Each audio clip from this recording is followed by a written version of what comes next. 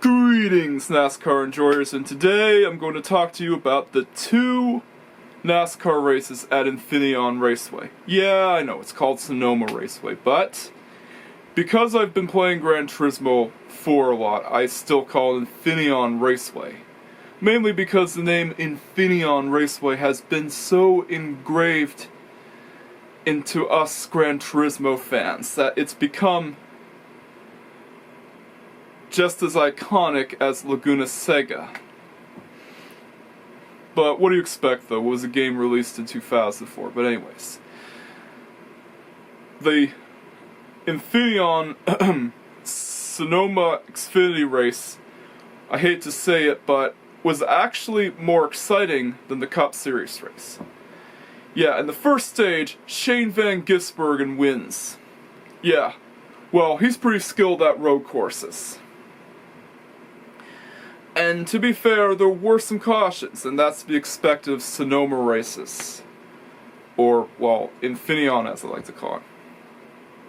Yeah, there were a few cautions coming around, especially Ty Gibbs, who was the second stage winner, believe it or not, as he's another one of those bushwhackers, who wrecked out. Yeah, there were some cautions, but it is a great race. And you got to see Shane Van Gisbergen charge up. Yeah, he was in a battle with, well, Austin Hill, who pretty much sounds a lot like Whistlin' Diesel. Yeah, you know, Cody from Whistlin' Diesel, right? The guy that likes to destroy cars. Yeah, the two are in a battle, and guess what? Shane Van Gisbergen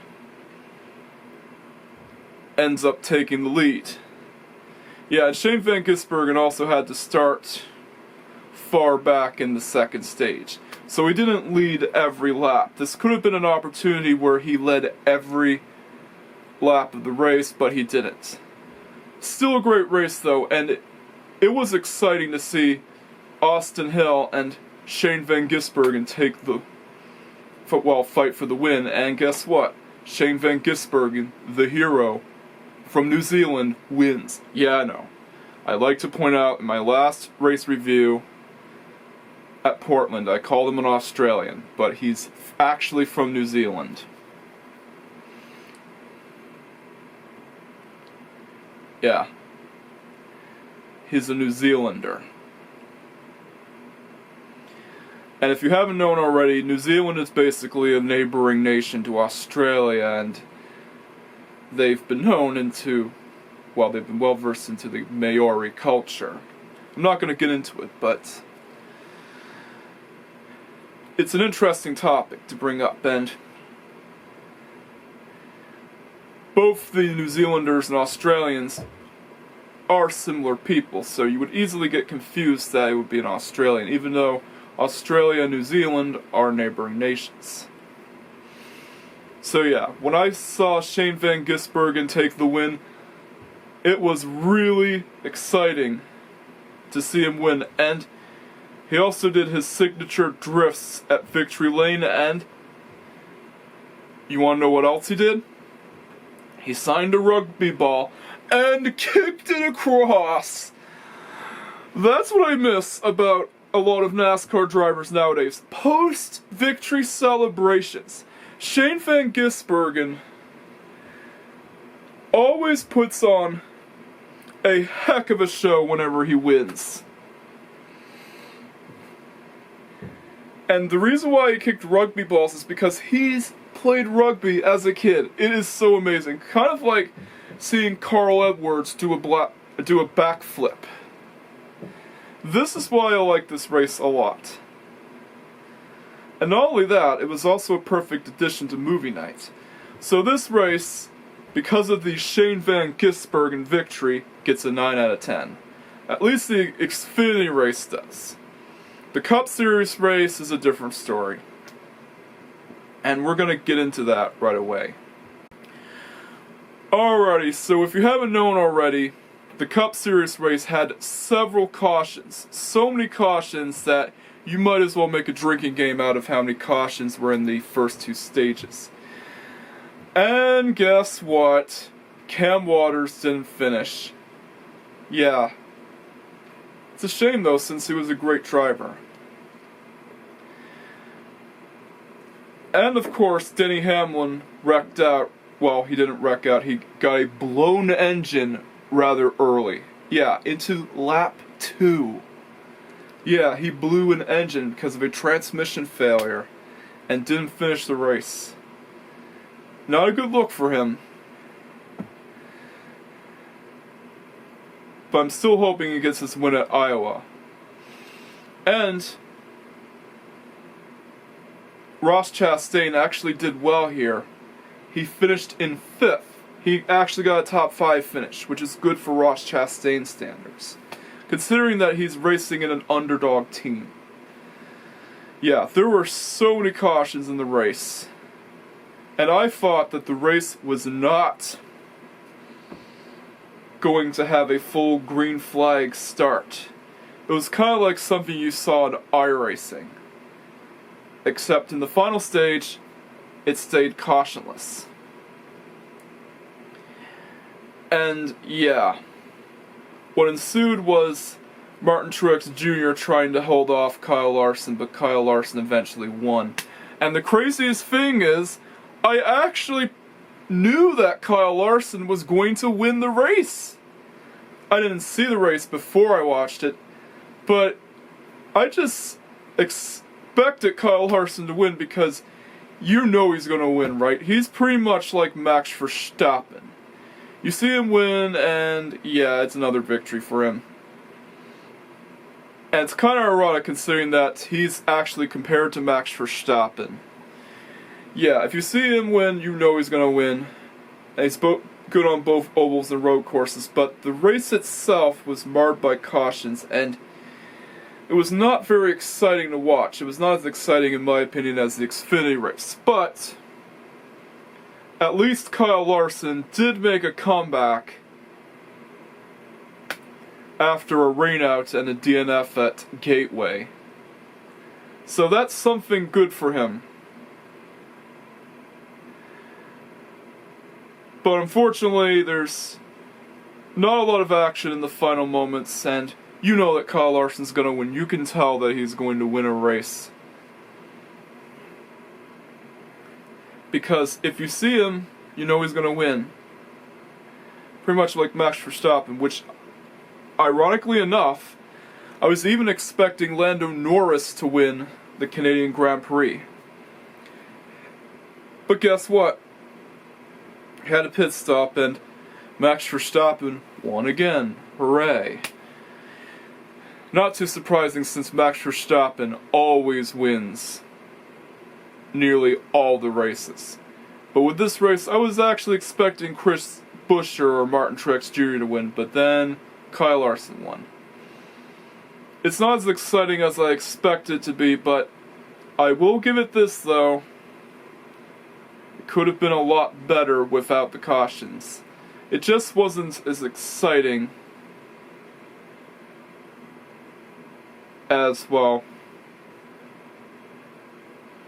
there was not a lot of stuff going on aside from the cautions.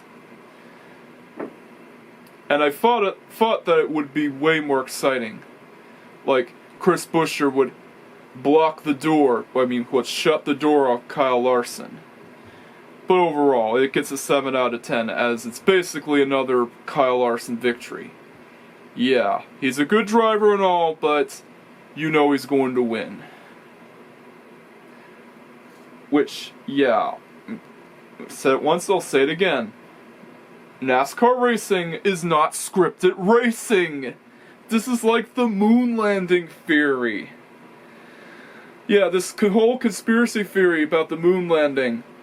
It's not faked, and the Earth is not flat, it's round. It's round. NASCAR racing is not scripted, and think about that, okay? There's a lot of variables, and this race shows. There's cautions, there's wrecks, there's Cautions, weather, you can't control the weather. Pit stops, yes, tire wear does play a vital role in the NASCAR races. Racers running out of gas. You can't really you can't really script fuel stops. And most importantly of all, sometimes there will be an incident with some other racers, so too many variables to be scripted. And to script a NASCAR race would actually be impossible. It would be easier to just run it live. You see, you have to have this much paper, this big of a size of paper like this, and have it to haul it to the racing tower itself, the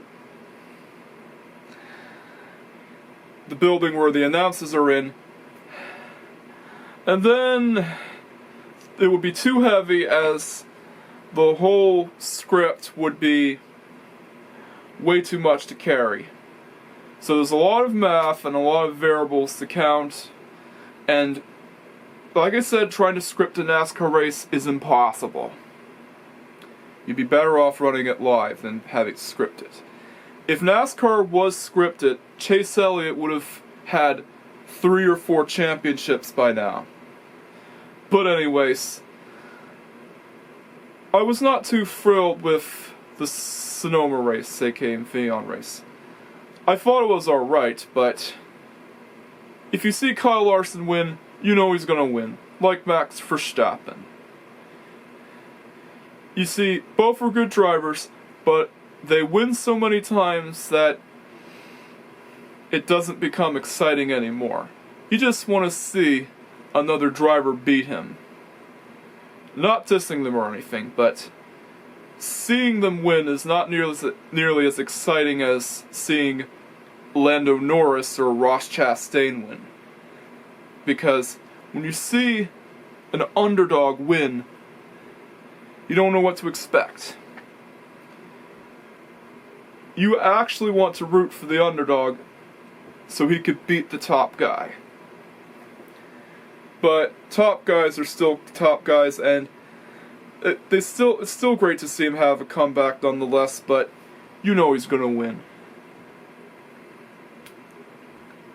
Yeah, I can't see into the future or anything, okay? I'm not a fortune teller. I can't predict anything. But what I can predict is, when you see Kyle Larson run good and win a lot of races, you'll know he wins. You will know he will win. You don't need to be a fortune teller to know that Kyle Larson will win, just like Max Verstappen. Yeah, so that's why I rated the Lando Norris victory and the Charles Leclerc victory so high, because it was a rare victory. It was exciting. And it's why I also rated the Brad Keselowski victory in Darlington so high, because he didn't win a race since his Penske days. And even then, he went winless for a few years. Just think about that. That was amazing what he pulled off at Darlington. A really long winless streak snapped. You gotta hand it to him, man. He's awesome. That's why it's more exciting to see guys like Brad Keselowski and Ross Chastain win, because they don't win as much. And when you see them win, it's a rare sight, and it's amazing. And it's why I rated the Shane Van Gisbergen victories so much higher, because you don't see him win a lot. And the Sonoma race in the Xfinity Series is also a rare race where Justin Allgaier didn't dominate nearly all the stages. So it was a pretty good win. But anyways, this is enough. I'm actually going to sign off for now. Get you guys next time, and peace out.